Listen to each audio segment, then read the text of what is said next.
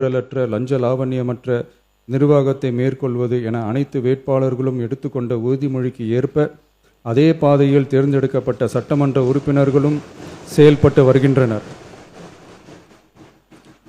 மக்களுக்கான நிர்வாகம் நேர்மையின் பாதையில் என்ற அடிப்படையில் லஞ்ச லாவண்யமற்ற நேர்மையான மற்றும் வெளிப்படையான நிர்வாகத்தை அடித்தட்டு மக்கள் வரை கொண்டு சேர்க்கும் நோக்கில் தமிழக வெற்றி கழக அரசு செயல்பட்டு வருகிறது. தங்களது தொகுதி மக்களின் குறைகளை கேட்டறியவும் அரசு திட்டங்கள் மக்களை சென்றடைவதை கண்காணிக்கவும் தங்களின் தொகுதி முழுவதும் தொடர் பயணங்களை சட்டமன்ற உறுப்பினர்கள் மேற்கொள்ள வேண்டியுள்ளது.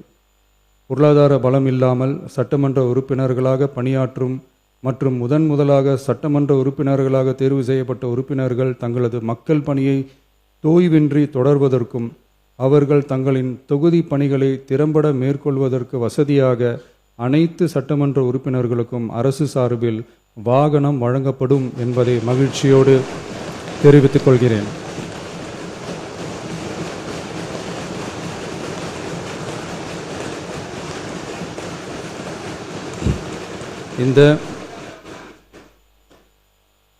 இந்த அறிவிப்பு சட்டமன்ற உறுப்பினர்கள் தங்களின் பயண தேவைகளுக்காக பிறரை சார்ந்து இருப்பதை தடுத்து அவர்கள் எவ்வித சமரசமும் இன்றி சுதந்திரமாகவும் நேர்மையாகவும் தங்களின் தொகுதிக்கு உட்பட்ட கிராமப்புற மற்றும் தொலைதூர பகுதிகளுக்கு எளிதாக பயணம் செய்து தொகுதி முழுவதும் உள்ள மக்களை நேரடியாக சந்தித்து அவர்களின் குறைகளுக்கு தீர்வு காண வழிவகுக்கும். அதோடு மட்டுமின்றி சட்டமன்ற உறுப்பினர்களின் பொருளாதார சுமையை குறைத்து கடைக்கோடி மக்களுக்கு லஞ்ச லாவண்யமற்ற நேர்மையான மற்றும் வெளிப்படையான நிர்வாகத்தை அளிக்கவும் உதவும்.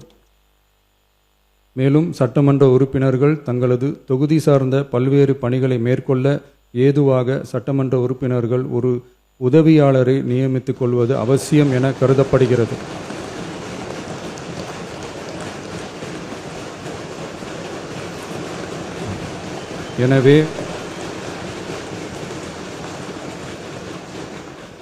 எனவே சட்டமன்ற உறுப்பினர்களுக்கு அரசு வாங்கி வழங்கும் வாகனத்தை பராமரிக்கும் விதமாக வாகனத்திற்கு ஓட்டுநர், எரிபொருள், வாகன பராமரிப்பு உள்ளிட்ட செலவினங்களுக்காக மாதந்தோறும் ரூபாய் 75,000 வாகன படியாகவும்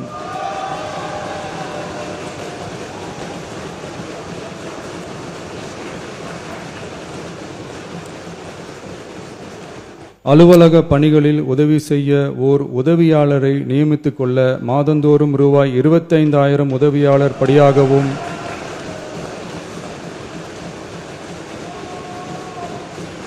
வழங்கப்படும்.